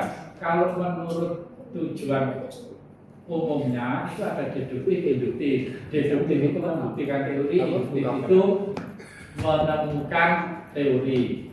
Falsifikatif itu menguji ketidakbenaran teori. Kalau menurut tujuan khususnya ada eksploratif, deskriptif, eksploratif, dan seterusnya. Jadi memang berbeda-beda. Cara diksi, pilihan diksi untuk masing-masing jenis penelitian itu juga berbeda-beda. Misalkan, penelitian ini bertujuan membuktikan kebenaran teori patriarki mengenai pengaruh, mengenai perbandingan antara politik luar negeri Thailand dengan politik luar negeri Indonesia, misalkan. Itu kualitatif atau kuantitatif? Deduktif atau induktif? Saya ulang ya. Penelitian ini bertujuan membuktikan teori patriarki tentang itu deduktif atau induktif? Pasti deduktif kalau membuktikan teori. Apakah memakai statistik atau tidak itu tidak penting. Memakai statistik atau tidak itu urusan belakang. Itu urusan metode analisis data, bukan metodologi. Itulah sebabnya metodologi itu. Nah, sampai di situ saya menambahkan, itu Pak Pran bicara tubuh sampai leher saja sama kaki. Tengahnya belum saya bicarakan. Tapi di atasnya itu yang tingkat filosofi tadi, kita bicara nantinya paradigmatis itu, filsafat. Jadi kenapa tadi itu loh, saya ingat ujian kualifikasi itu. Ya. Jadi paradigmanya itu adalah apakah positivism, interpretationism, dan macam-macam itu. Nanti sampai di situ. Ya, oleh karena itu nanti untuk kualifikasi itu fakta yang dibahas tadi itu pada level metodologi. Di atasnya itu adalah paradigma.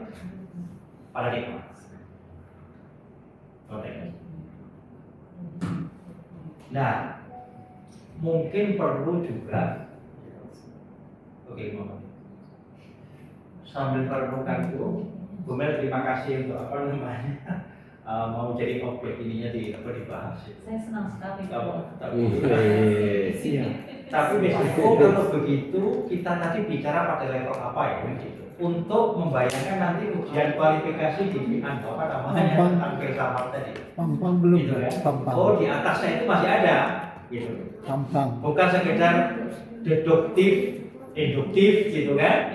Tapi di atasnya masih ada, nanti di bawah atau nanti istilahnya itu metode. Gitu. Mungkin dalam ujian kualifikasi nanti ada orang yang bertanya, sebenarnya diteliti ini apa sih? Nah, itu pertanyaan Filosofis, ontologi. Ontologi. Apa manfaatnya? Kalau sudah dihasilkan, apa manfaatnya? Itu aksiologis. Dengan cara apa nanti? Itu epistemologis. Ya. Oleh karena itu melengkapi ini. Jadi pada saat siapapun nanti kan punya saya mau menulis apa. Pada saat persiapan ujian kualifikasi itu ontologinya apa ya? Karena begitu kan gitu. Ya kan? Tentang pertanyaannya dulu. Epistemologinya gimana sih? Ya, seperti itu. Karena bisa jadi dikaitkan dengan yang mau Bapak Ibu tulis nanti. Jadi kira-kira begitu. Mbak Mel coba ya terapkan rubrik penilaian tadi untuk menilai lulusan Mbak Mel. Masih banyak sekali nggak lulus. Dari segi jumlah ininya aja kurang. Siap. Etik epistemologi. Saya pikir saya cukup untuk sementara. Kita sampai 3:30. Besok jam berapa Pak Pandu? Atau siapa? Mulai jam berapa? Ternyata kita baru pendahuluan aja udah sekian jam. Ya, nggak apa-apa sih. Diskusinya nggak penting. Iya. Tapi tidak kebagian nanti di misalnya dibahas. Iya dibahas. Jadi Bapak Ibu nggak perlu presentasi. Kami yang apa membaca, terus mengomentari. Jadi kita menjadi Oke. Kelihatannya Pak Rizal kayak gitu.